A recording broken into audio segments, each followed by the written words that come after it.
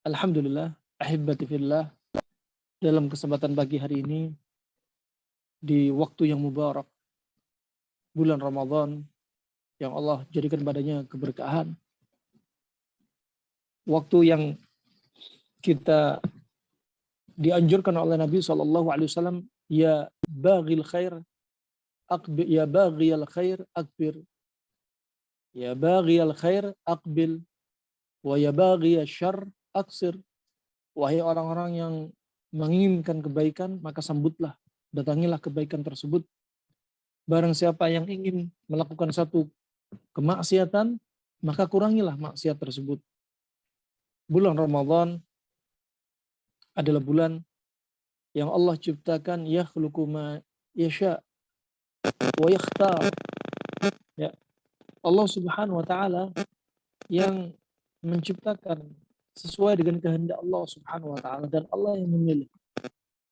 Allah jadikan Ramadan, Allah pilih sebagai bulan yang ada padanya keberkahan, juga dijadikan padanya maghfirah, terutama bagi mereka yang bisa mendapatkan juga malam Lailatul Qadar, juga sebagaimana hadis Nabi SAW, man shoma ramadhana imanan wa ihtisaban ghufira lahu ma taqaddama min dhanbi.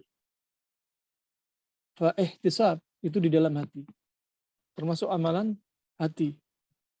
Fa Ramadan ini yang kita harapkan akan banyak keberkahan. Supaya kita mendapatkan keberkahan, tentunya butuh istiqamah, dan tidak luput butuh tenaga dan kesehatan untuk bisa mendatangi ketaatan-ketaatan Allah Subhanahu wa taala di bulan Ramadan. Kita tadabburi bagaimana orang-orang yang haji ketika di Arafah, ketika Yom Arafah, jamaah haji tidak dianjurkan untuk berpuasa. Kenapa demikian? Karena diharapkan bagi mereka bisa mendatangi ketaatan Allah yang begitu banyak di Arafah. Diharapkan kekuatan padanya dengan mereka tidak puasa. Adapun mereka yang tidak berhaji, kita yang tidak berhaji, kita dianjurkan untuk puasa Arafah. Pada bulan Ramadan, kita yang puasa di bulan Ramadan juga demikian. Bagaimana menyiasati untuk bisa mendatangi ketaatan-ketaatan pada Allah Subhanahu wa taala di bulan Ramadan ini, ya, untuk bisa istiqamah plus mendatangi ketaatan dengan optimal, maka tentunya perlu dukungan fisik. Ya, untuk qiyamul lail, untuk membaca Al-Qur'an lebih sering, lebih kuat. Ya, kemudian untuk banyak zikir, untuk membantu saudaranya di bulan Ramadan. Banyak pintu-pintu kebaikan yang kita butuh jaga kekuatan kita. Rahimahumullah jami'an. Sehat menjelang 10 hari terakhir, harus kita siapkan diri kita. Ini mindset kita. Bagaimana menyiapkan fisik kita untuk menyambut 10 hari terakhir. Sebelumnya, sebagaimana disebutkan Ibnu Rajab rahimahullah, kebiasaan para ulama salaf pendahulu, mereka 6 bulan sebelum Ramadan, mereka berdoa kepada Allah agar mereka bisa sampai kepada Ramadan. Ketika Ramadan telah sirna, selama 6 bulan setelah Ramadan, mereka juga berdoa agar Ramadan mereka diterima di sisi Allah Subhanahu wa ta'ala. Ini rahmatullah jami'an. Fa Ramadan Allah siapkan, yang mana puasa Ramadan ini ada padanya merupakan salah satu dari syariat rukun Islam, dan biasanya perkara yang fardu diikuti dengan perkara-perkara yang sunnah. Seperti ada sholat 5 waktu, ada sholat rawatib. Yang fungsi dari sholat rawatib adalah untuk menyempurnakan kecacatan kita ketika sholat fardu. Ada qabliyah, ada ba'diyah. Begitu pula ketika Ramadan, Allah jadikan ada puasa di bulan Sya'ban dan puasa di bulan Syawal. Bulan Sya'ban untuk melatih diri kita. Hati kita dipersiapkan, fisik kita dipersiapkan untuk menyambut Ramadan yang merupakan dia syariat puasa ada padanya 1 bulan penuh puasa. Di bulan Sya'ban tidak 1 bulan penuh. Kemudian Allah jadikan puasa Syawal. Dan ini untuk menyempurnakan ibadah puasa kita. Kemudian setelah kita memantapkan hati kita untuk menyambut Ramadan, kita mantapkan hati kita untuk menyambut 10 hari terakhir. Nah, kalau kita perhatikan juga, subhanallah, dalam satu tahun, mungkin ibadah sholat kita yang paling khusyuk adalah di bulan Ramadan. Dalam satu tahun. Dan dalam satu bulan Ramadan ini, mungkin ibadah kita paling khusyuk adalah di 10 hari terakhir.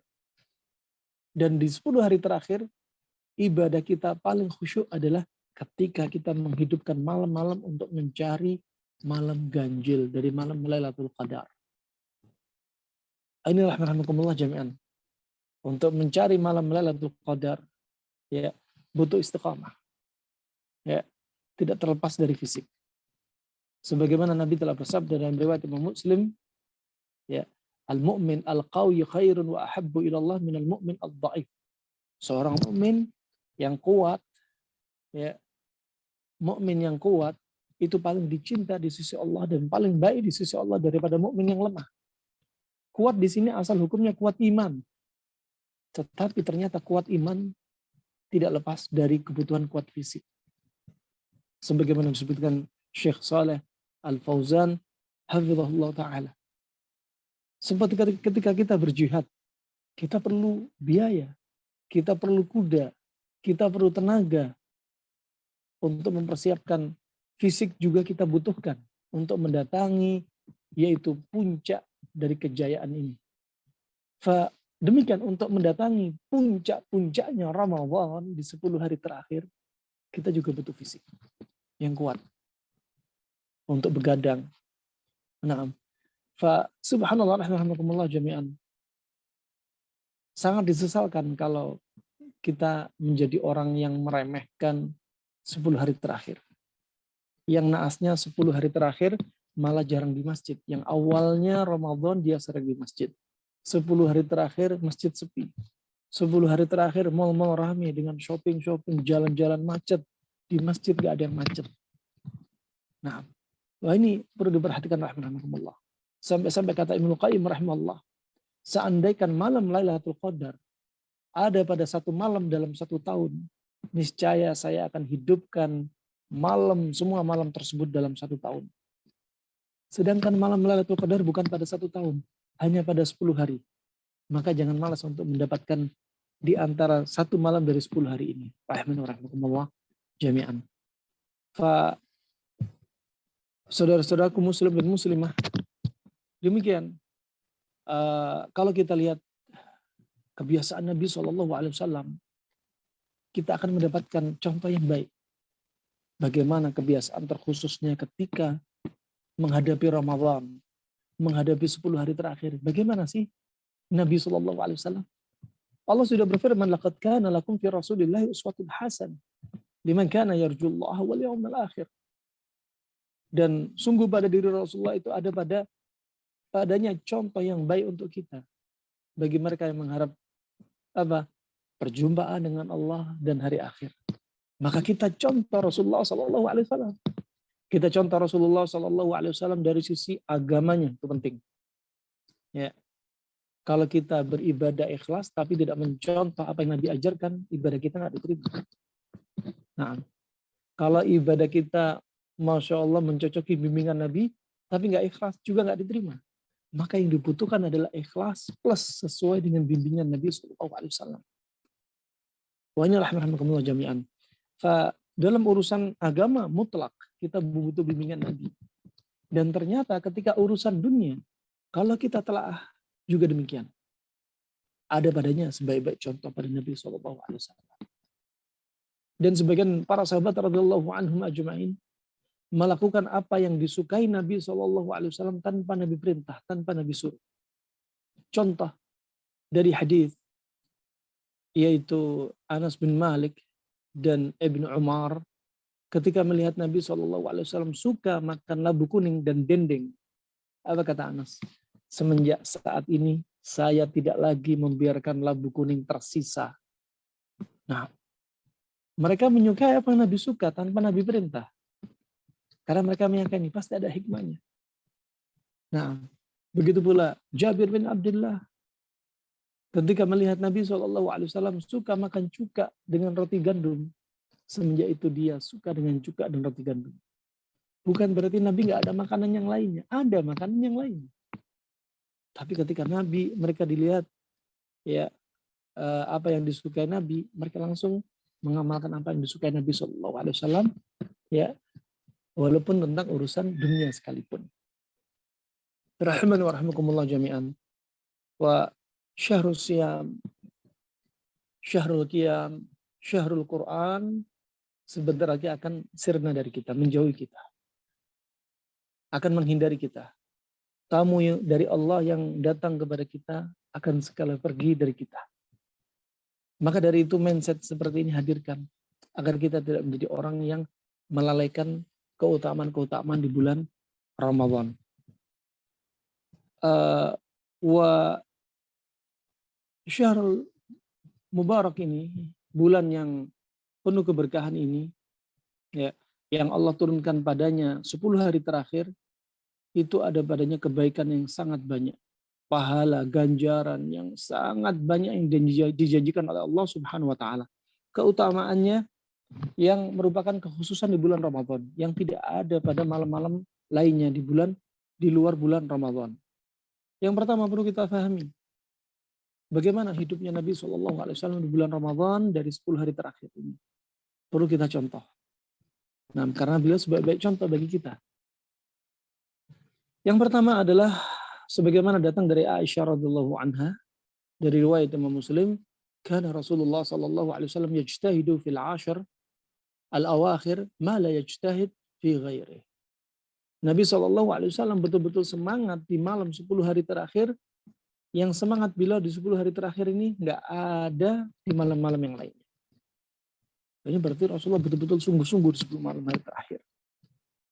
Nah, dan Nabi SAW menghidupkan semua malamnya di 10 hari terakhir. Ini termasuk pola hidup Nabi. Pola hidup Nabi di luar Ramadan tidak sama dengan di bulan Ramadan. Kebiasaan Nabi SAW di luar Ramadan, Nabi sering tidur di awal malam. Ya. Kata Ibnu Qayyim rahimahullah, bukan kebiasaan Nabi SAW, bukan kebiasaan Nabi SAW untuk apa? Di awal malam Nabi melakukan kuliner, olahraga, atau begadang di luar Ramadan. Alhamdulillah. Nah, bahwa ini di luar Ramadan kata Ibnu Qayyim rahimahullah. Adapun di malam Ramadan, subhanallah, Nabi SAW terkhusus di 10 hari terakhir, apa? Disebutkan Nabi menghidupkan semua malam tersebut. Semua malam tersebut. Kenapa? Ada pengecualian di sini. Yaitu apa? Menghidupkan malam untuk mendapat keutamaan di malam-malam Ramadan. Nah, di luar Ramadan, Nabi tidur di awal malam. Ramadan, Nabi hidupkan semuanya. Ini konsep. Untuk menghidupkan semuanya di malam Ramadan, ya, berarti apa? Butuh strategi. Bahkan disebutkan sebagaimana dalam riwayat Ibnu Majah, juga Al-Hakim, yang hadis ini sahih dengan apa? Dengan syawahidnya, dengan penopangnya dari hadis-hadis yang lainnya dari Ibnu Abbas, bahwasanya Nabi SAW telah bersabda, "Ista'inu bi ta'amis sahar ala siyamin nahar wa bi qailulati an-nahar ala qiyamil lail." Ini kiat sehat di 10 hari terakhir Ramadan. Nah, ini ada strateginya. Kata Ibnu Abbas mendengar hadis Nabi SAW, Anda ambillah sebab. Silakan Anda ambil sebab dengan Anda makan sahur. Untuk apa? Untuk Anda kuat puasa di siang hari. Dan Anda ambillah sebab di siang hari Anda qailulah. Istirahat di siang hari. Agar Anda kuat untuk menegakkan malam Ramadan. Itu berarti ada strategi. Makan sahur, kalau siang istirahat. Disebutkan Imam Malik, qailulah, tidak harus tidur. Qailulah, walaupun hanya bertelekan, meluruskan kaki, itu juga termasuk qailulah. Nah, tidur juga termasuk qailulah, tapi tidak melazimkan. Ini rahmanakumullah. Yang disalahfahami oleh sebagian saudara kita, qailulah mereka sebut dari habis fajar sampai menjelang zuhur, dia bilang qailulah. Ada yang bilang tidurnya orang puasa katanya ibadah. Ini semua tidak benar. Ya. Bahkan ini bukan disebut qailulah, tapi apa? Latihan madrasah untuk menjadi mayit. Nah, barakallahu fikum. Ya. Kemudian rahmatullah, ya. Ini yang dilakukan Rasulullah SAW. Menghidupkan malam 10 hari terakhir, bahkan semuanya dihidupkan.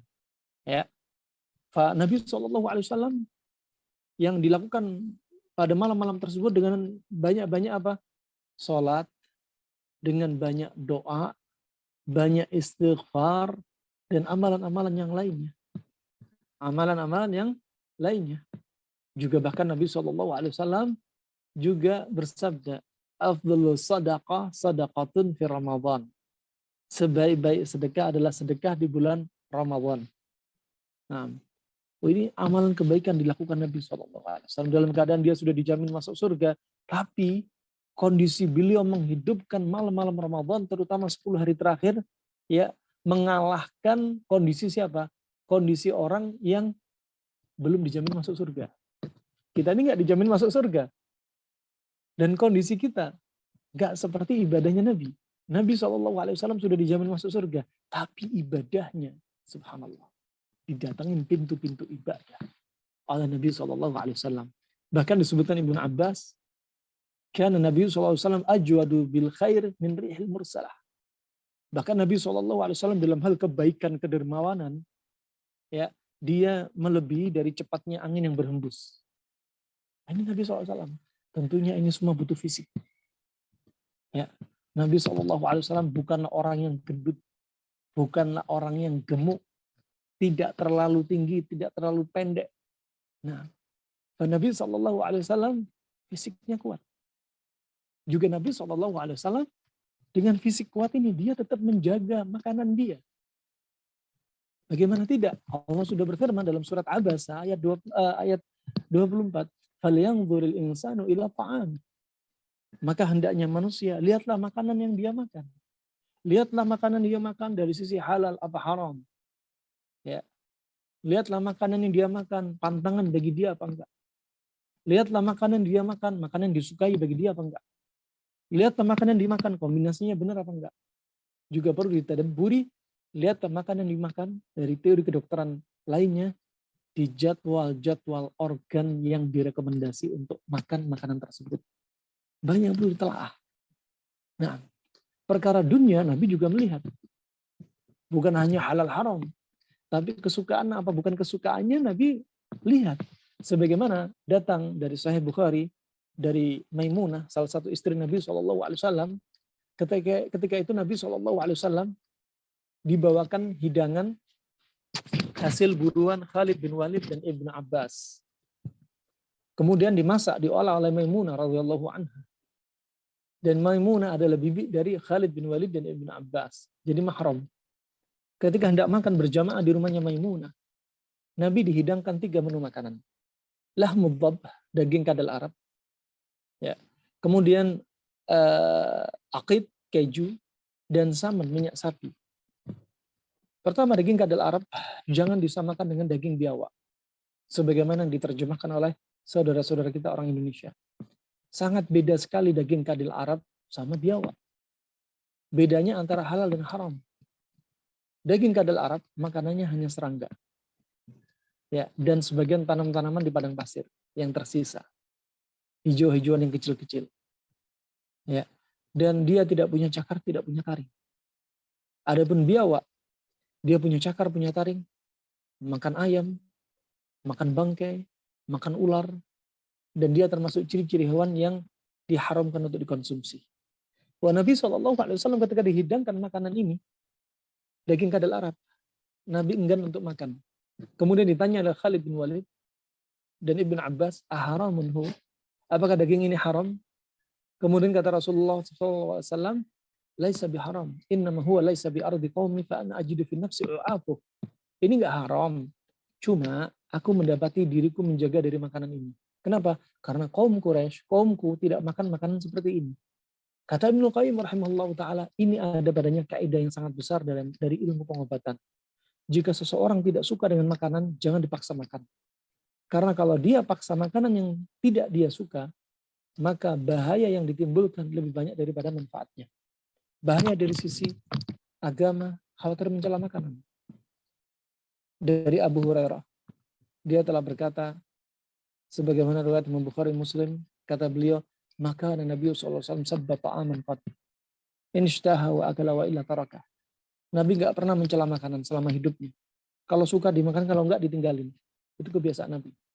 Dari sisi dunia, kalau dia makan makanan yang tidak disuka, dipaksa, akhirnya apa? Bisa timbul muntah, alergi, diare, pusing, mual, ya, demam, dan lain sebagainya. Coba bayangin. Subhanallah, Nabi SAW walaupun fisik kuat, tapi tetap menjaga makanannya. Sampai disebutkan Nabi SAW dari firman Allah Subhanahu Wa Taala, "Walladzina kafaru yatamatta'una wa ya'kuluna kama ta'kulul an'am." Dan mereka orang-orang yang tidak beriman kepada Allah Subhanahu Wa Taala, mereka kalau menikmati makanan, mereka itu seperti binatang ternak kalau makan. Gak peduli halal haram, gak peduli sehat sakit, gak peduli dengan jumlah, kuantitas makanan, seperti hewan ternak sapi kalau ada di depannya savana dari rumput-rumputan, ya, maka dia akan terus mengunyah. Gak peduli bahwa perutnya sudah besar. Umat Islam enggak demikian, diajarin. Ya, semakin kita banyak makan, fisik bukan semakin kuat. Semakin kita banyak makan, semakin kita menjadi tubuh yang lembab.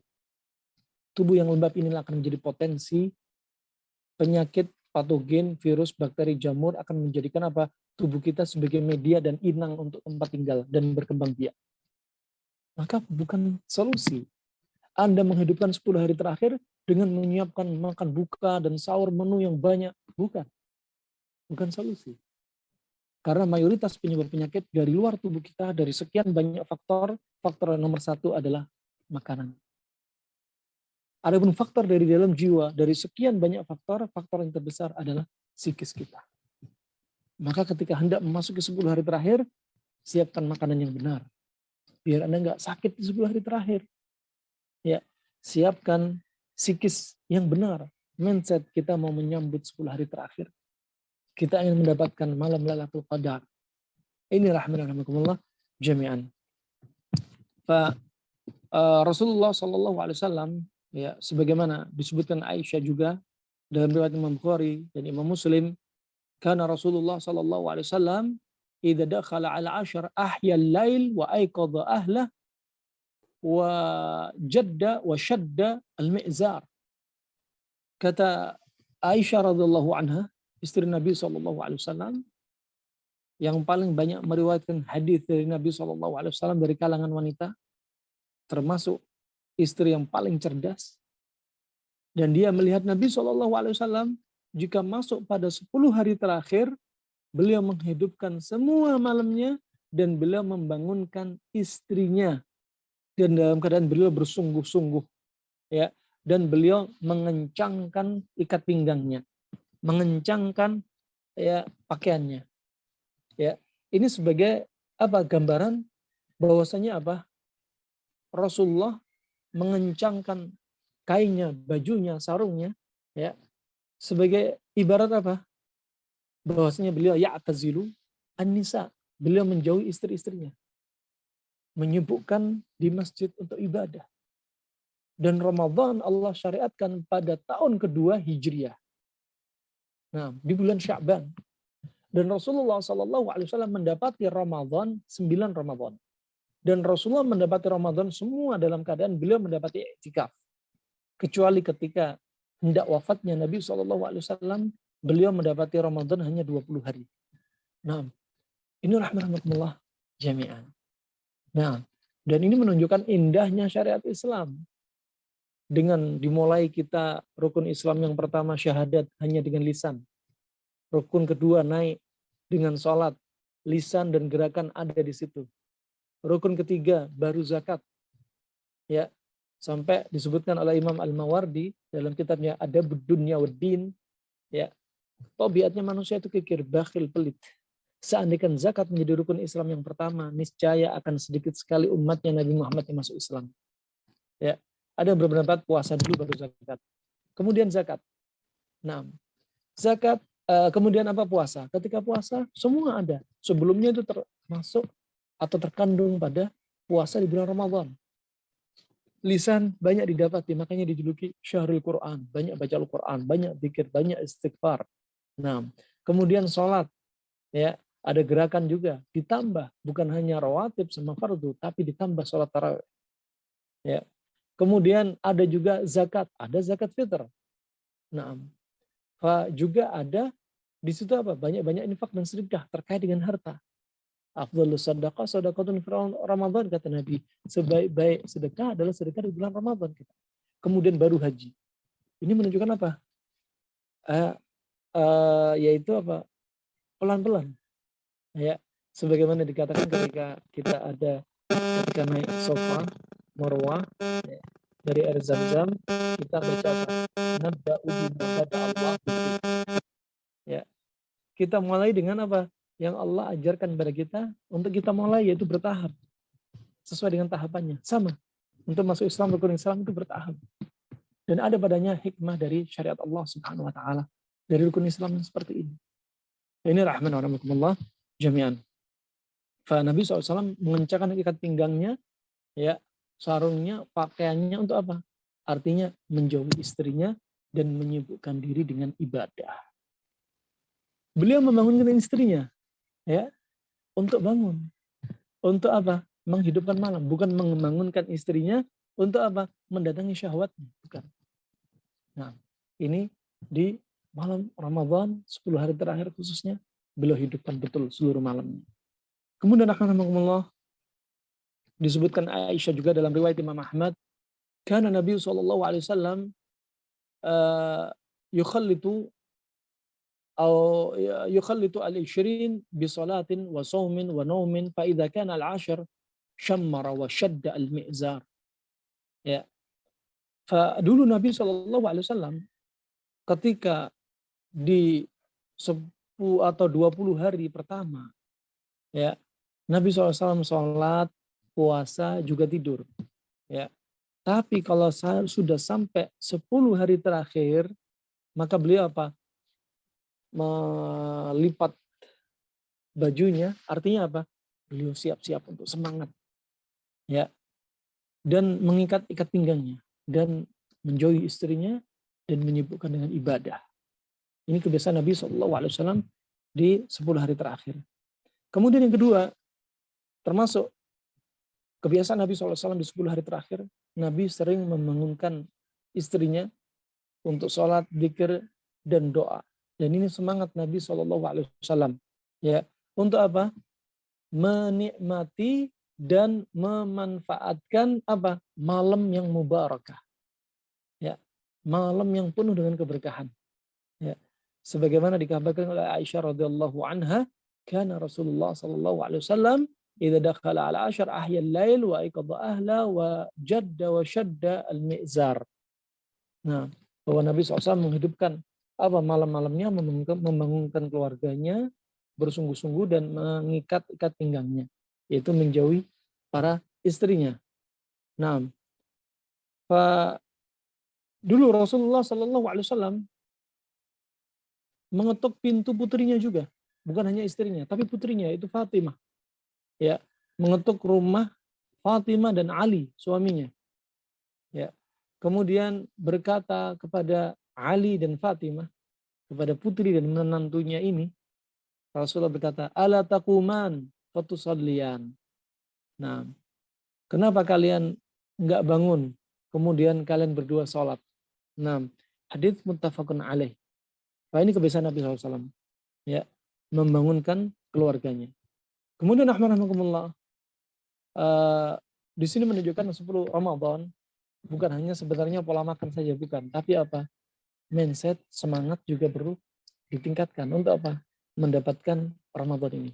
Makanya kata Ibnu Qayyim, ya, kalau Anda cinta dengan sesuatu, Anda akan merasakan lezatnya sesuatu. Semakin tinggi rasa cinta tersebut, semakin tinggi rasa lezat tersebut. Untuk mendapatkan cinta, kita harus kenalan dahulu. Kalau pepatah orang Indonesia tak kenal maka tak sayang.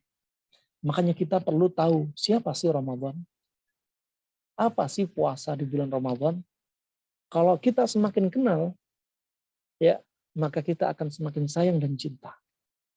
Jika kita semakin sayang dan cinta, maka kita akan semakin merasakan lezatnya ibadah-ibadah di bulan Ramadan. Ibadah dari baca Al-Qur'annya, zikir pagi petangnya, sholatnya, ya, membantu saudara kita, ya, semua akhirnya didatangi dalam keadaan dia apa? Betul-betul senang, merasakan lezat. Ya. Makanya Allah Subhanahu wa taala berfirman dalam surat Al-Baqarah ayat 184. Ya, wa antasumu khairul lakum in kuntum ta'lamun. Dan sesungguhnya puasanya Anda itu lebih baik bagi Anda jika Anda mengetahuinya. Bagaimana cara mengetahuinya? Bahwasanya puasa lebih baik bagi kita? Belajar. Nah, belajar tentang agama, ya, juga belajar tentang, masya Allah, dunia kesehatan seperti ini akan kita bahas. Ya, ternyata apa? Menambah kita mantap. Linuriyahu ayatina. Kita belajar dari dua sisi ilmu ini untuk apa? Kita semakin mantap melihat tanda-tanda kekuasaan Allah dari keajaiban-keajaiban syariat Islam. Demikian rahmatullah jami'an. Kemudian Allah Subhanahu wa taala berfirman dalam surat Al-Baqarah 187, "Wala tubashiruhunna wa antum 'akifuna fil masajid." Dan Nabi SAW 9 kali, 9 Ramadan dia dapati, ya, dan Rasulullah selalu dalam keadaan iktikaf. Ya. Dan janganlah mendatangi istri Anda sedang Anda dalam keadaan di masjid beriktikaf. Nah, sedang beriktikaf.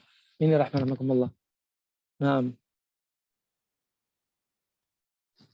kemudian yang keempat, bagaimana kebiasaan Nabi SAW terkait 10 hari terakhir. Termasuk petunjuk Nabi SAW di 10 hari terakhir, Nabi, ya, semangat untuk mencari Lailatul Qadar. Nah, dan Nabi setiap malam, Nabi menjadikan malam itu sebagai madrasah untuk Nabi. Untuk belajar Al-Quran langsung dari malaikat Jibril. Penampilan dengan penampilan yang sangat indah. Nah, dalam keadaan sesempurna-sempurna keadaan. Dengan adab dan akhlaknya Nabi SAW ketika mendengar malaikat Jibril menyampaikan ayat-ayat. Ini madrasah bagi Nabi SAW. Dan tentunya lebih jadi madrasah bagi kita, lebih layak dan lebih layak. Hati kita, ya, yang sering terjadi padanya hasad, iri, dengki. Mata yang sering melakukan maksiat. Lidah, bibir yang sering berucap kata-kata yang tajam. Tangan yang suka mendolimi. Kaki yang suka menjauh dari masjid. Melakkan kakinya kepada kemaksiatan. Maka subhanallah ini madrasah untuk apa? Menggugurkan dosa-dosa kita. Menaikkan iman kita. Plus membersihkan racun dalam tubuh kita. Nah, rahimahullah, Nabi SAW, ya, karena memahami kadar mulianya, agungnya, kedudukannya malam Lailatul Qadar, ya, dan akan banyaknya ampunan dari dosa-dosa. Nah, maka Nabi SAW betul-betul termasuk orang, yaitu yang paling tahu siapa sih malam Lailatul Qadar. Nah, dan Allah Subhanahu wa taala sampai menjadikan kekhususan pada malam tersebut sehingga Allah turunkan dalam Al-Qur'anul Karim, ya, yang merupakan petunjuk bagi manusia dan untuk menolong manusia di muka bumi ini juga di akhirat, ya, sebagai mukjizat. Allah Subhanahu wa taala menurunkan surat yaitu Inna anzalnahu fi lailatul qadar. Sesungguhnya kami turunkan dia itu Al-Qur'an pada malam Lailatul Qadar. Pada malam Lailatul Qadar. Nah, dan disebutkan sifat bahwasannya malam Lailatul Qadar itu lebih baik daripada 1000 bulan. Lailatul Qadri khairum min alfi syahr. Lebih baik daripada 1000 bulan. 1000 bulan kalau kita hitung-hitung sekitar 83,3 tahun. Berarti malam Lailatul Qadar kalau kita dapatin, dia lebih baik daripada 83,3 tahun. Subhanallah, ajaib. Ini harus kita tadabburi. Nabi Adam alaihissalam tingginya 60 hasta, sekitar 30 meter. Nabi Nuh alaihissalam disebutkan dalam Al-Quran usianya 950 tahun. Itu usia ketika beliau berdakwah. Kalau usia total beliau ada yang berpendapat di antara ulama menyebutkan 1500 tahun. Ajib. Umur mereka panjang-panjang, pasti terbetik di dalam benak kita. Ini nggak kebayang amalan mereka begitu banyak. Ternyata Allah sayang sama kita. Mereka yang umur panjang, kita yang umur pendek, postur tubuh pendek, tapi Allah jadikan bagi kita malam Lailatul Qadar. Bayangin, yang kalau kita bisa dapat, itu lebih baik daripada 83,3 tahun. Lebih baik daripada 1000 bulan. Bayangkan seandainya setiap tahun kita dapat malam Lailatul Qadar, ya, katakan 83,3 tahun ditambah 83,3 tahun, bisa jadi umur kita, bisa jadi, ya, kalau umur kita, Masya Allah, andaikan kita hidup 60-70 tahun, sejak balik kita dapat Lailatul Qadar, sudah berapa tahun kita akan dapat? Coba, ajaib.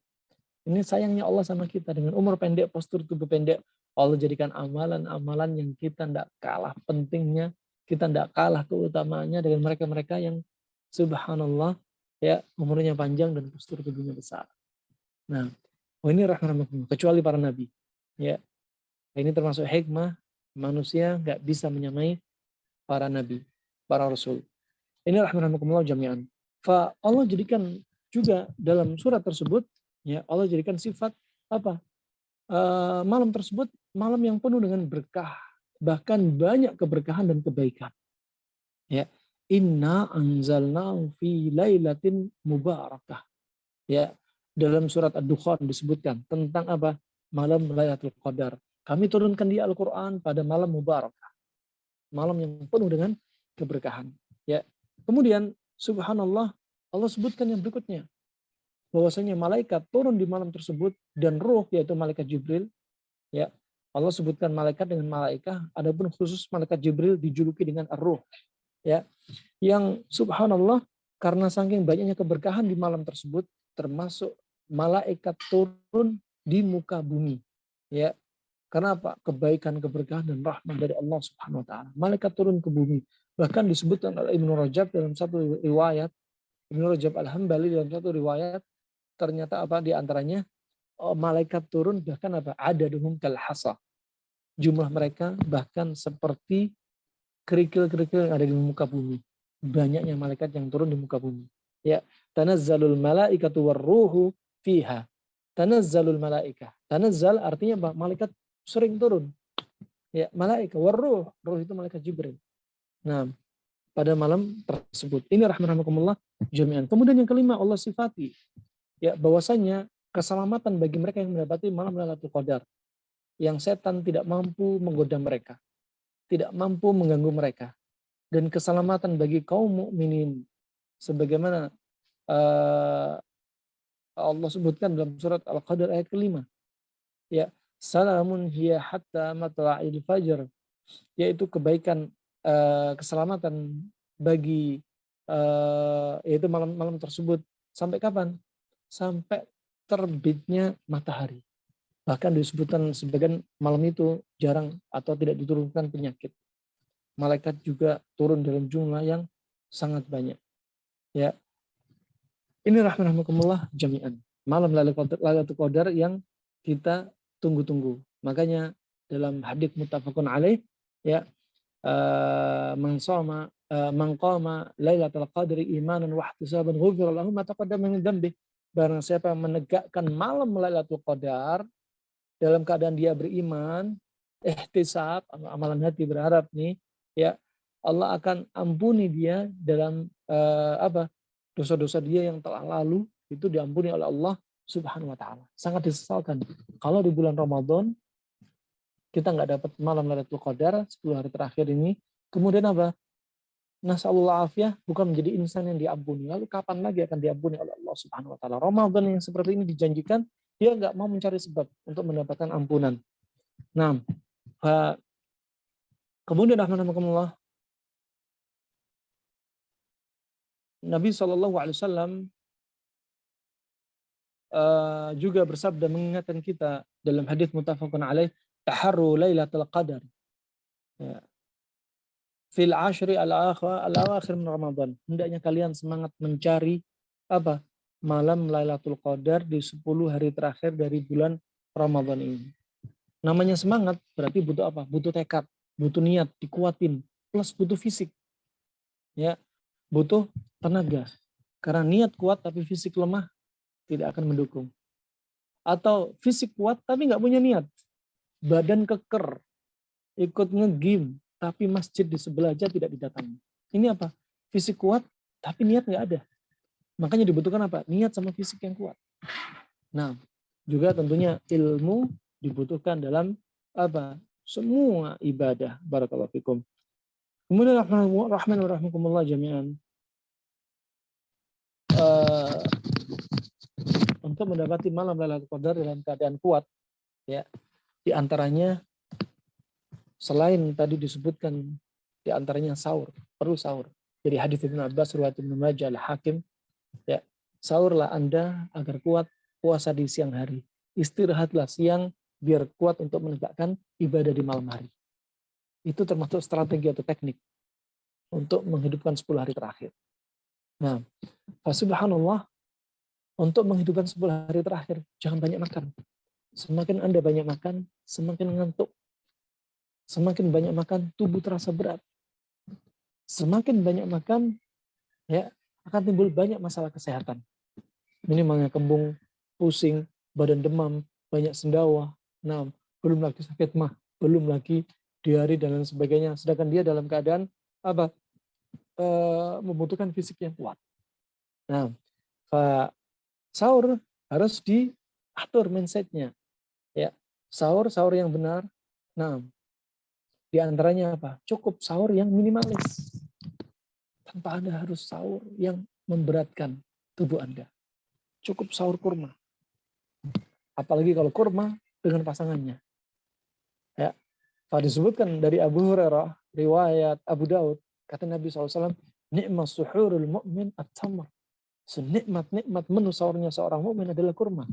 Sudah kita imani. Nah, jangan sampai ada mindset kurma kan di Arab. Di Indonesia itu penggantinya kurma gorengan. Nah, ini mindset yang salah. Nah, kurma ini ajaib kurma. Disebutkan oleh para ulama, kurma termasuk buah yang jarang punah. Selalu ada di sepanjang masa. Dan kurma cocok dikonsumsi oleh setiap musim. Lain dengan buah yang lainnya. Kata para kedokteran klasik, kalau di negeri kita nggak ada buah mangga, nggak perlu kita impor ke Filipina, ke Thailand. Nggak perlu. Kenapa? Karena musim beda. Dan musim yang ada di negeri kita sangat cocok buah yang dimakan dengan tubuh kita. Jadi nggak perlu impor dari negeri yang lainnya. Ya, adapun kurma ini spesial. Bisa dikonsumsi di negeri kita kapan saja. Nah, ini keajaibannya. Dan subhanallah kurma ini, ya, dengan minimalisnya, Masya Allah, Anda bisa konsumsi kurma, tidak harus ganjil. Ya. Disebutkan dalam riwayat Imam Bukhari, Nabi makan kurma ganjil. Dalam riwayat yang lainnya, Nabi juga pernah makan genap. Makanya kata Syekh Ibnu Utsaimin untuk mengatakan ganjil itu sunnah ketika makan kurma, butuh dalil khusus. Ternyata Nabi pernah makan ganjil, juga pernah makan genap. Disebutkan Anas bin Malik, riwayat Imam Bukhari, Imam Muslim, karena Nabi SAW ya'kulu yuftir birotabat. Nabi buka kurma dengan rotabat. Disebutkan Imam Bukhari, bab aqallu jam' al-itsnain. Bab minimalnya kata bilangan jam' itu 2. Ya. Nah, ini rahmatullah jami'an. Ya, kurma subhanallah buah yang paling cocok untuk ketika perut kosong. Paling cocok untuk liver dan limpah. Dokter Cina, Yunani, Arab klasik sepakat yang seperti ini. Nabi ini tidak salah kalau pilih kurma sebagai menu sahurnya. Nah, menu sahurnya. Coba ajib. Dengan kurma, dengan kesederhanaannya, efektif, efisien. Habis makan kurma, kita bisa baca Al-Quran lagi. Kita bisa zikir. Dengan kurma, tubuh ringan. Ketika kita puasa, ba'dal fajar sampai adzan maghrib, tubuh kita mencuci racun selama siang Ramadan. Ketika tubuh kita mencuci racun, jangan sampai dimasukkan makanan yang berat-berat. Kenapa? Karena tubuh sedang lelah mencuci racun. Exhausted. Ya, semuanya lelah. Kalau kita sudah tahu lelah, jangan ditambah menu yang memperolah mereka. Bakal capek 2 kali. Sehingga apa dampaknya? Mempercepat proses penuaan. Berarti konsumsi apa? Carilah konsumsi buah yang membantu proses cerna, plus juga dia ringan bagi tubuh. Kurma pilihan Nabi SAW. Nabi SAW ketika bangun tidur, sahurnya kurma. Buka puasanya kurma rutop. Sahurnya kurma kering. Ini semua ada hikmah. Kenapa sahurnya pakai kurma kering? Karena kalori lebih tinggi. Dan dia lebih menahan kalori selama siang puasa. Kenapa ketika bukanya manis dan yang dipilih rutop? Karena rutop apa? Dia lebih ringan, lebih mudah dicerna dibanding kurma kering, sangat cepat sekali, dan dia sangat cocok untuk liver dan limpa. Ketika bayi baru lahir juga demikian. Bayi baru lahir cocoknya dengan apa? Tahnik dengan kurma. Sampai kata Syekh Ibnu Utsaimin, kalau sudah bayi terlanjur dikasih air susu ibu, nggak ada lagi sunnahnya tahnik. Karena air susu ibu nggak seperti rasa pada kurma, hambar dan asin. Nah, inilah rahmatullah jami'an. Ya, jadi kurma, pede aja. Mindset orang Indonesia, kalau nggak sahur kurma, berarti belum sahur. Kalau nggak sarapan nasi, berarti belum sarapan. Nah, maka jadikan apa? Mindful eating in Ramadan. Ya, konsentrasi dengan kesadaran makan yang sehat di bulan Ramadan.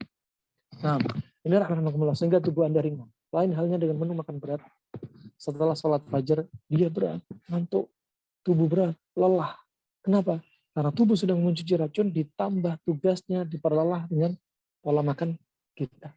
Wallahu a'lam bishawab. Pada kurma kalori tinggi, semua vitamin ada kecuali 2 vitamin yang nggak ada. Nah, dan subhanallah, kemudian kita lanjut buka puasanya. Ini usahakan kalau Anda iktikaf bisa Anda lakukan semua ini.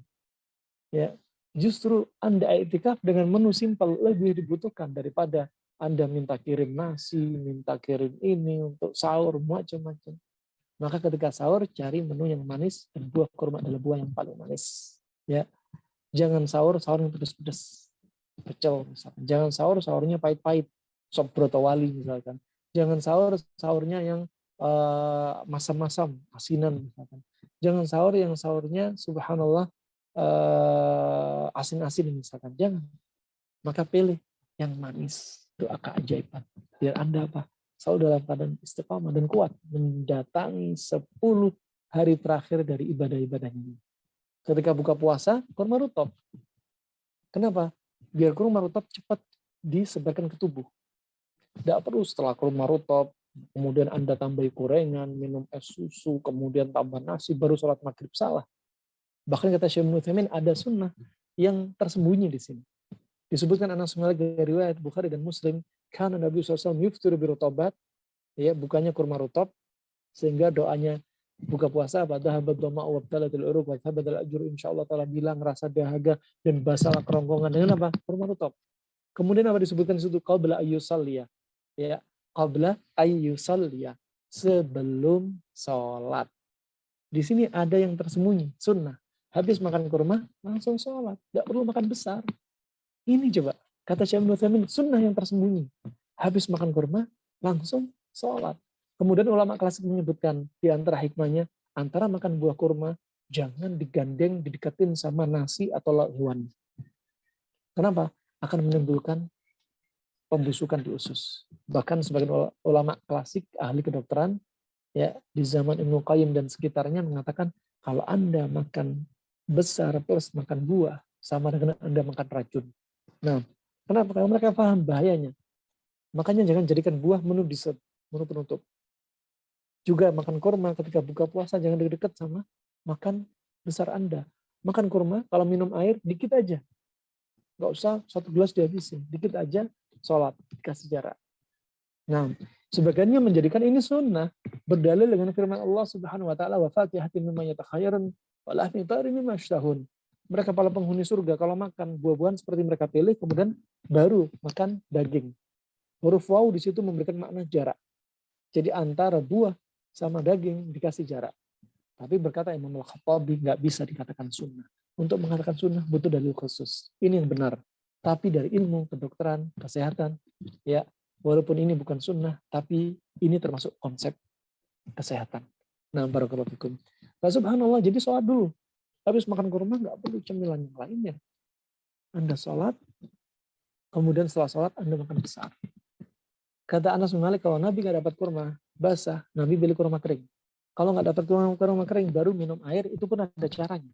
Hasa-hasawatin minum beberapa teguk air. Artinya apa? Biar tubuh kita yang lagi panas, puasa 12 jam sampai 14 jam, tubuh kita panas. Biar turunnya itu pelan-pelan. Sehingga hasawat.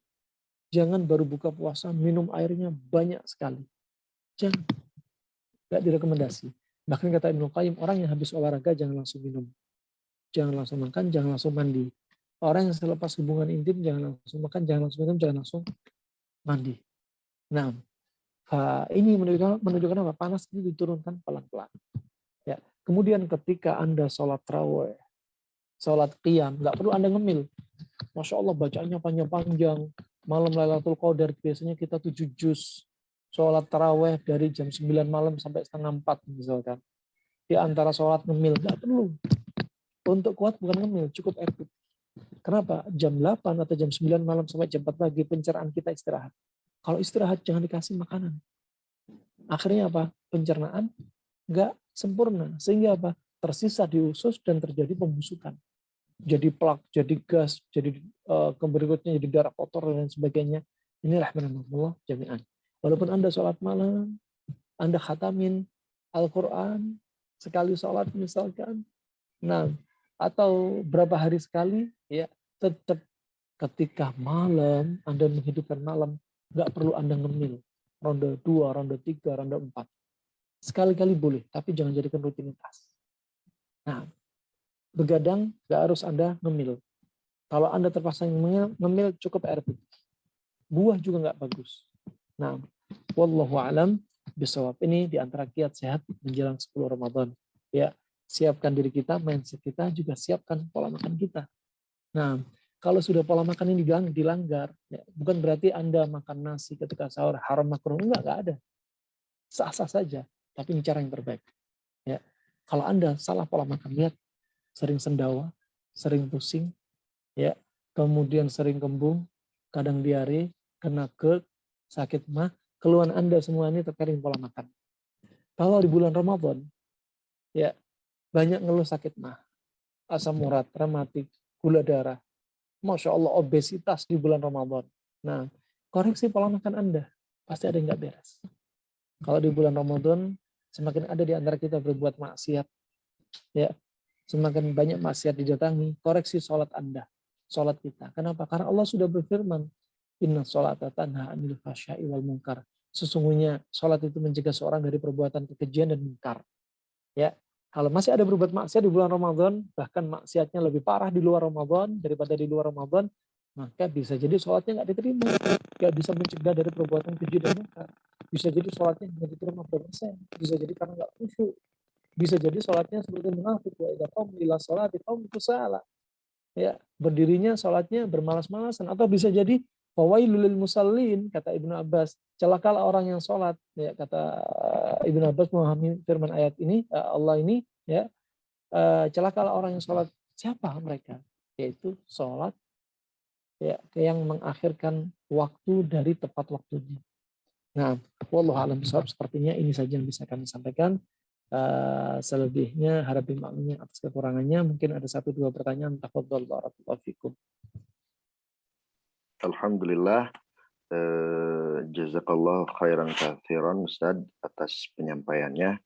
Baik, mungkin untuk kali ini kita bacakan mungkin pertanyaan di chat dulu. Ada satu pertanyaan ini dari Ibu Heni Wahidati.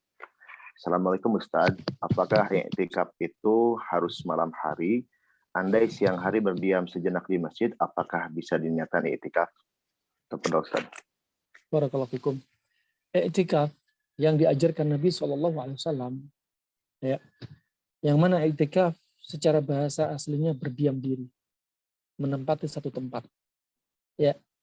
Dan i'tikaf ini dari sifat i'tikaf Nabi SAW yang dilakukan Nabi selama 9 kali mendapati Ramadan, ya. Nabi SAW melakukan i'tikaf dengan ketika masuk di malam 21 atau ba'dal fajr pada subuh 21 Ramadan. Sampai kapan? Sampai malam Idul Fitr. Itu itikafnya Nabi. Dan Nabi nggak keluar-keluar. Nggak boleh keluar dari itikaf kecuali ada apa? Hajah, daruri, tawari. Kecuali ada keperluan darurat.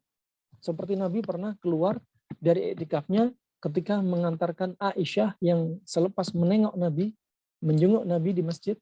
Kemudian Nabi mengantar istrinya ini, yaitu Safiyah, ya, bintu Huyai, ke rumahnya. Ya, ini apa? Karena ada darurat. Dan asalnya itikaf betul-betul full di masjid, nggak boleh keluar, nggak boleh bermudah-mudahan. Nah, karena bisa membatalkan itikaf dia, kecuali jika ada urusan darurat. Nah, kemudian seperti yang Anda tanyakan tadi, apakah itikaf di siang hari bisa? Ya, secara bahasa karena itikaf itu berdiam diri, ya, maka bisa saja walaupun 1 jam saja kita tinggal di masjid, kita niatin itikaf, innamal a'malu binniyat, maka juga bisa dikatakan itikaf. Mau siang, mau malam silahkan. Nah, apalagi di zaman sekarang banyak orang yang kerja, sibuk dengan urusan dunia, sibuk urusan keluarga, sehingga itikaf itu adalah sesuatu yang berat di zaman kita sekarang.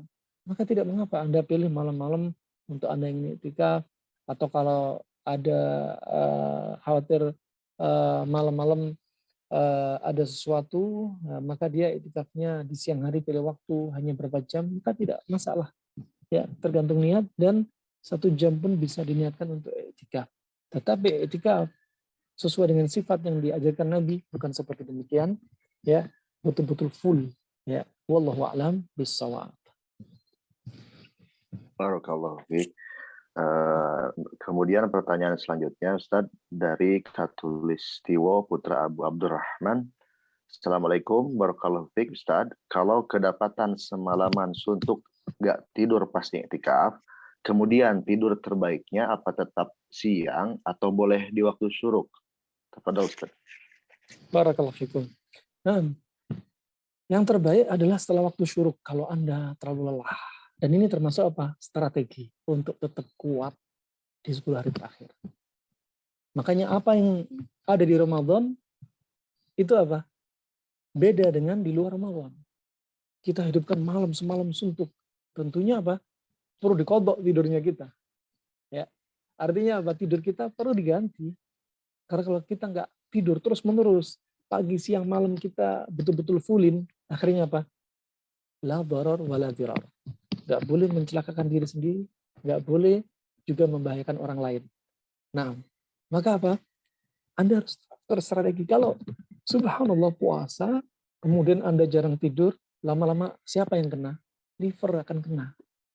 Ya, kalau bahasanya sekarang kena hepatitis, tapi hepatitis ya bukan hepatitis seperti karena virus, ya, tapi cuma dia jaundice, mata kuning. Kenapa? Karena liver sudah lelah. Nah, oleh karena itu rahmatullah jami'an perlu atur strategi. Ya, seperti satpam misalkan. Satpam sering jaga malam. Berarti tidur dia perlu diganti. Kalau tidur malam biasanya kita kan baca zikir sebelum tidur. Bismikallahumma amutu wa ahya. Nah, ini sebelum tidur. Tidur kapan? Tidur yang panjang. Bukan tidur siang. Normalnya demikian. Tapi satpam itu malam dia betul-betul begadang, dan siangnya dia mengganti tidurnya dengan tidur panjang, malam diganti siang. Maka doa ketika tidurnya adalah ketika siang. Dia menggantikan tidur yang panjang. Bismillahirrahmanirrahim. Amutu wa ahya.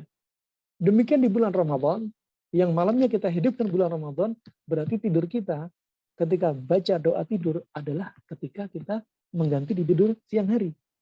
Adapun tidur langsung ba'dal fajr, satu pun sebagaimana disebutkan oleh Syekh Ibnu Ba'az, tidak ada hukum yang menunjukkan dari Al-Quran, dari Sunnah, menunjukkan makruhnya tidur selepas fajar, tidur selepas asar. Ya, tidak ada yang menunjukkan dalil akan makruhnya. Tetapi Ibnu Qayyim, Imam Syafi'i, dan yang lainnya dari para ulama pendahulu, mereka mengatakan makruh. Ya, makanya mereka sebutkan orang yang tidur di pagi hari namanya hailulah. Kenapa? Li'annahu yahillu anka rizq. Karena menjauhkan Anda dari rizki. Karena saat pagi rizki disebar, ditebar. Ya. Kemudian tidur di asar hari, di asar disebut ailulah. Li'annahu ya'ilu anka marad. Karena tidur di asar akan menyebabkan Anda sakit. Disebutkan oleh Ibnu Qayyim bahkan menimbulkan kebodohan, kedunguan. Nah, adapun tidur atau istirahat di siang hari dinamakan qailulah. Ini namanya tidur apa? Tidur khuluq, akhlaknya Nabi SAW. Ya, adapun tidur antara maghrib dan isya, tabit dari Nabi SAW bahwasanya sahabat berkata, karena Nabi SAW yakrahu an-naum qabla al-isya.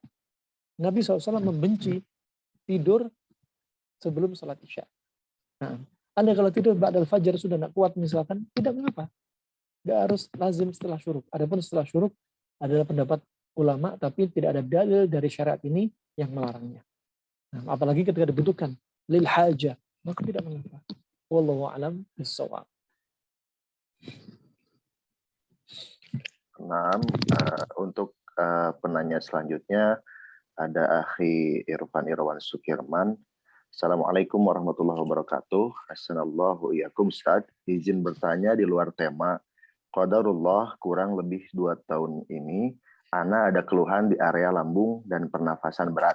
Dokter bilang ini GERD. Ana sudah melakukan endoskopi, EKG, treadmill, USG, cek darah. Alhamdulillah, Ana dinyatakan sehat. Tidak ada kelainan sama sekali. Selain itu, Ana sudah mencoba dibekam, akupuntur, dan mencoba beberapa herbal. Qadarullah hasilnya belum sesuai. Apa yang mesti Ana lakukan selain hal-hal tadi, Ustaz? Karena ini cukup berat dan mengganggu aktivitas Ana. Jazakallah khairan katsir. Kasus GERD bukanlah kasus yang berat. Kasus yang ringan. Nah, apalagi di musim pandemi, dari musim pandemi sampai detik ini, kasus GERD sangat banyak. Kenapa? Terkait dengan psikis. Orang yang kena GERD, satu, yang pertama perlu diterapi adalah pola makan Anda. Silakan Anda cek di link YouTube kami, Abdul Ramdhani Official, dengan tema dahsyatnya kombinasi panas dingin. Obati diri Anda dengan makanan. Jadikan makanan Anda sebagai obat. Jangan jadikan makanan Anda sumber penyakit. Jika Anda tidak menjadikan makanan sebagai obat, maka Anda akan menjadikan obat di apotek sebagai menu wajib Anda untuk dimakan. Itu penting konsep. Ya, pola makan itu penting. Kedua, psikis Anda diperbaiki. Jangan jadi orang yang suka panik, takut berlebihan, suka marah, punya dendam. Makanya orang Cina klasik menyebutkan sehat itu definisi sehat sangat simpel. Enak makan, enak tidur, enak perasaan. Jangan bilang Anda sehat. Kalau makan harus minum obat sakit mah sebelum makan. Setelah makan minum pengencer darah. Ya, minum anti kolesterol. Ya, dan lain sebagainya. Bukan sehat. Kalau makan kerasa nyeri, berarti bukan sehat. Nah, nggak enak makan Anda. Kemudian enak tidur. Jangan bilang sehat kalau Anda mau tidur gelisah. Untuk tidur minum obat pengantar tidur. Nah, untuk tidur sering terperanjak, bangun kaget. Ya, ketika tidur terbangun berkali-kali ingin pipis kamar mandi, PAK. Berarti belum sehat. Ya. Dan jangan bilang sehat kalau Anda masih punya dendam. Anda panik berlebihan, sedih berlebihan, takut berlebihan. Segera move on dari semua ini. Nah, Nabi Yakub alaihissalam gara-gara terkait dengan perasaan dan berarti belum dikatakan sehat. Kenapa? Allah sebutkan dalam surat Yusuf ayat 84. وَبْيَضَّتْ عَيْنَاهُ مِنَ الْحُزْنِ فَهُوَ كَظِيمٌ. Dan kedua, mata Nabi Yakub buta. Kenapa? Satu, karena sedih berlebihan. Berpisah dengan putra kesayangannya Nabi Yusuf. Disebutkan ulama hampir sekitar 40 tahun. Dan butanya disebutkan Muqatil sekitar 6 tahun. Nah, itu pun sembuh dari buta karena mukjizat dari Allah ketika mendapat aroma baju Nabi Yusuf alaihissalam. Nah, subhanallah, kemudian panik. Panik kenapa? Panik berlebihan. Makanya Nabi Yakub dijuluki Israel. Israel, ya, tersusun dari dua kata. Isra artinya yang melakukan perjalanan, il yaitu malam hari. Setiap malam Nabi Yakub teriak-teriak, manggil Nabi Yusuf, ya Yusuf, Yusuf, panik, takut ada apa-apa. Ada yang berpendapat Israel diambil dari kata abd dan ilah, ilah, berarti seperti Abdullah. Maka jangan sebut orang Yahudi dengan Israel. Yahudi, Yahudi, jangan sebut Israel. Nah, Kemudian subhanallah, berikutnya Nabi Yakub juga punya dendam yang berlebihan. Dendam kepada siapa? Marah kepada anak-anaknya. Yang lainnya yang mencelakakan Nabi Yusuf alaihissalam. Sehingga sifat ini ya ternyata menyebabkan Nabi Yakub matanya buta. Ulama kedokteran, ahli kedokteran meneliti bahwasanya kedokteran modern sekarang melihat, dari teori kedokteran melihat orang yang ada padanya psikis semacam ini akan menyebabkan adrenalin naik dalam jangka lama, menyebabkan insulin turun, menyebabkan gula darah naik, dan terjadilah katarak diabetik. Mereka melihat kenapa Allah sebutkan seperti ini, mereka teliti dari ilmu modern, disebutkan karena terjadi katarak diabetik sehingga matanya buta. Adapun kedokteran klasik melihat orang yang sedih akan banyak panas yang dihilangkan dari tubuhnya, terutama dari ginjalnya. Yang ginjal ini memberikan api kepada jantung. Makanya nggak ada hasil labnya. Anda mau pakai lab apapun nggak akan muncul, ya, karena beda konsep.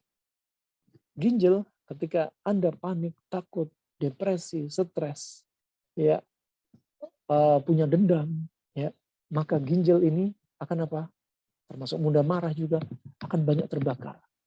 Sehingga apinya banyak hilang, sehingga apinya ke arah jantung kecil. Sehingga jantung dengan api kecil tidak kuat memasok darah ke kepala. Sehingga nggak heran, mungkin Anda akan mendapati diri Anda suka keliengan.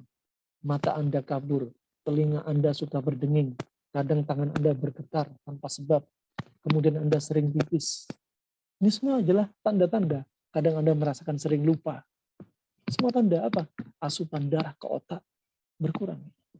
Nah, makanya apa? Nggak ada solusi kecuali move on dari rasa sedih. Kemudian berikutnya, Anda konsumsi untuk menguatkan ginjal Anda dengan konsumsi diantaranya talbina. Talbina. Anda sebenarnya sifatnya ada pada diri Anda panas. Talbina dingin. Makanya Nabi bersabda dari Jabir bin Abdullah riwayat Imam Muslim, "At-talbinatu mujimmatun lil fuadi tudhibu li ba'dil huzni." Talbina, tepung gandum ini untuk merilekskan jiwa yang sedih dan menghilangkan sebagian rasa sedih. Ibnu Qayyim berkata, talbina dingin, sedih itu panas. Masuk pada gerd Anda sifatnya panas. Dan talbina sebagai tonik bagi ginjal Anda. Untuk menguatkan ginjal Anda sudah banyak hilang tenaga. Nah, berikutnya ya, Anda selalu coba hadir untuk kajian-kajian offline. Terutama kajian tentang akidah. Untuk menaikkan iman kita terhadap apa? Takdir baik dan takdir buruk Allah Subhanahu wa taala. Nabi bersabda, "Nu'minu bil qadari khairi wa syarri, halwi wa murr." Kita beriman kepada Allah, baiknya dan buruknya takdir, pahit dan manisnya takdir. Sehingga apa? Anda ada mindset. Sehingga semua apa Anda anggap kita beriman kepada takdir Allah. Nah, Anda lebih berdaya lebar. Berikutnya jangan lupa, zikir pagi petang. Itu penting. Dikencengin lagi. Difulin lagi, jangan sampai ada yang terlewat. Dan jangan lupa datengin banyak-banyak sholat. Nabi kalau sedih, ya Nabi melakukan sholat. Nabi datang kepada Bilal, ya Bilal aqimis sholat, arihna biha. Ya Bilal, ayo tegakkan sholat. Hati ini tenang kalau kita sholat.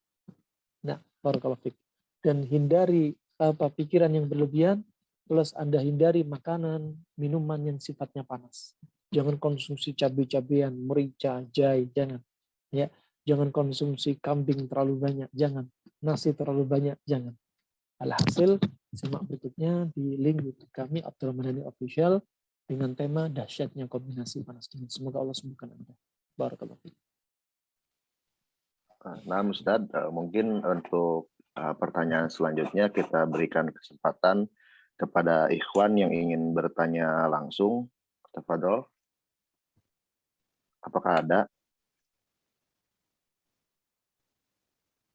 Baik Ustaz. Assalamualaikum Ustaz. Waalaikumsalam warahmatullahi wabarakatuh. Alhamdulillah Ustaz. Izin bertanya Ustaz. Semoga antum dan keluarga insya Allah diberikan kesehatan dan diberikan kemudahan selama sisa-sisa Ramadan ini Ustaz. Amin. Amin ya Rabb jami'an. Terbeza juga Ustaz. Alhamdulillah karena selama Ramadan ini menerapkan ini Ustaz. Ah, kurma, semuanya kurma, sahur kurma, buka kurma, dan Masya Allah. alhamdulillah sahurnya azwa, bukannya rutop, dan Masya Allah. alhamdulillah selama berapa nih, 15 Ramadan ini alhamdulillah sudah turun 7 kilo Ustaz. Alhamdulillah. Masya Allah. Masya Allah. Dari berat badan berapa? Tadinya 85, sekarang 79 Ustaz. Masya Allah. Alhamdulillah. Alhamdulillah Ustaz. Terkait ini Ustaz, berarti terkait puasa kita kurang minum juga Ustaz, dan alhamdulillah ya qadarullah sebelum Ramadan itu saya ngetes gula asam urat 8, tapi nah sekarang tes lagi saya kedapatan 11 Ustaz. Maksudnya berarti kan saya kurang minum Ustaz. Itu bagaimana Ustaz untuk Barakallah. kiat-kiatnya? Nah, nah, barakallah. Kurang minumnya. Apa Ustaz ini pertanyaan lagi Ustaz. Kemudian nanyanya apa Ustaz? Agak banyak ya. Kedua tentang kurma Ustaz. Apa hikmah dari buka dengan kurma, sedangkan pas lagi puasa itu kan badan kita lagi panas-panasnya, dan kenapa harus dibuka dengan kurma yang sifatnya panas gitu Ustaz. Nah, Dan yang barakallah. ketiga, saya qadarullah kemarin November kemarin saya kena serangan stroke Ustaz, dan tensi saya tinggi, dan alhamdulillah sekarang sudah jauh lebih baik. Dan bagaimana kiatnya Ustaz untuk 10 hari terakhir saya bisa tetap bisa begadang, bisa buat beribadah dengan baik itu Ustaz. Ya, tanpa ya mempengaruhi tensi saya atau gimana Ustaz. Begitu Ustaz. Jazakallah khairan Ustaz. Assalamualaikum warahmatullahi wabarakatuh. Waalaikumsalam warahmatullahi wabarakatuh. Seperti kita lihat kebiasaan Nabi SAW, sahurnya kurma kering. Sahur kurma kering. Nah, wah ini dengan kalori tinggi sehingga lebih bisa bertahan. Sedangkan bukanya kurma rutop. Kenapa? Karena 12 jam, 14 jam tubuh kita panas dan perut kosong. Ya, kita pakai kurma rutop karena nggak pakai kurma kering. Kenapa? Pertama karena tubuh sudah panas. Makanya dijadikan apa? Di antaranya apa? Dibasahi dengan kurma rutop. Ya, walaupun sifatnya panas pada rutop, tapi tidak sepanas dengan kurma kering. Dan lebih mudah dicerna lagi dengan kurma rutop. Makanya bukanya nggak pakai langsung pilihan kurma tamar, tapi kurma rutop. Nah, wallahu a'lam bishawab. Kenapa? Karena paling cocok untuk liver dan limpa kita. Cocok untuk liver dan limpa kita. Dan buah kurma adalah buah yang paling mudah didapat di negeri Arab waktu itu. Nah, ini rahmatullah jami'an. Lebih sempurna lagi kalau ada semangkanya. Akan menjadi obat bagi Anda yang sakit mah malah. Membersihkan usus juga. Nah, kemudian Anda mengalami asam urat tinggi 11. Ya. Dalam keadaan Anda puasa, padahal makanan sudah dikurangi. Ya. Dikurangin makanan tapi perlu dengan tetap kombinasi yang benar. Kalau kita lihat asam urat sifatnya panas, berarti pantangan bagi tubuh Anda adalah makanan yang sifatnya panas-panas. Nggak harus kacang-kacangan, nggak harus juga jeruan, tapi yang panas-panas akan jadi pantangan bagi Anda. Seperti apa? Nasi, pantangan bagi Anda. Kalau mau konsumsi nasi, pilih beras merah untuk Anda. Ya, atau tinggalkan nasi, tapi cukup konsumsi labu kuning. Ya, untuk Anda. Nah, ini contoh. Ya. Kemudian kurma ini panas bagi Anda, maka Anda harus hadirkan, harus ada semangka. Nah, harus ada semangka. Kemudian untuk minum air, kita kebutuhan minum air, ambil konsep firman Allah, wa kulu washrabu wa la tusrifu. Makan dan minumlah dan jangan berlebihan. Termasuk minum air, jangan berlebihan, juga jangan terlalu kurang. Cukup di tengah-tengah. Kalau minum air berlebihan, lama-lama tubuh kita terlalu dingin. Ya. Kalau kurang minum air, tubuh kita bisa kering, kepanasan. Terjadilah batu ginjal, terjadilah asam urat. Ya, maka minumnya sedang-sedang. Ya, bagaimana cara minum ketika puasa? Anda minum ketika buka, minumnya cukup sedikit. Antara kurma dengan air kasih jarak. Ya, kalau kepaksa minum sedikit saja. Nah, kemudian setelah Anda sholat maghrib dan Anda makan besar, jangan Anda minum sambil minum atau setelah makan langsung minum. Kasih jarak. Habis makan besar, minumnya setengah jam kemudian. Kapan minumnya? mendekati azan Isya misalkan. Nah, kemudian ketika malam hari jangan biasakan ngemil lagi. Sudah akan menjadi masalah. Pencernaan tidak mencerna dengan maksimal sehingga apa terjadi pembusukan di usus. Ikut naik lagi asam urat. Nah, terkadang makan sudah sedikit tapi apa kombinasi nggak diperhatikan. Nah, maka perlu diperhatikan. Minum standar Anda sudah minum sudah cukup, lihat air kemih sebagai barometer. Ya, karena nggak bisa kita katakan banyak minum air ya 1,5 sampai 2 liter. Lihat dulu. Kalau ibu-ibu di rumah sering pakai AC, nggak ada aktivitas berat, banyak minum air, tubuh ibu-ibu ini akan menjadi dingin dan lembab. Ya, kata Imam Zuruji dalam kitabnya Ta'lim Muta'alim, orang yang kebanyakan minum air akan menyebabkan diri dia menjadi tubuh yang dingin dan berdampak menjadi apa? Seorang yang pemalas. Ternyata makanan minuman berdampak kepada kita. Pemalas apa enggak? Akan menjadikan karakter bagi kita. Berdampak sekali. Dan ini para ulama yang menyebutkan. Ya, ulama-ulama klasik dari ahli Islam. Nah, cukup kalau Anda melihat warna air sudah oke, air kemih sudah oke, cukup. Nah, berarti bisa jadi Anda kena asam urat bukan karena minumnya, tapi apa? Karena makanan Anda yang kombinasi belum benar.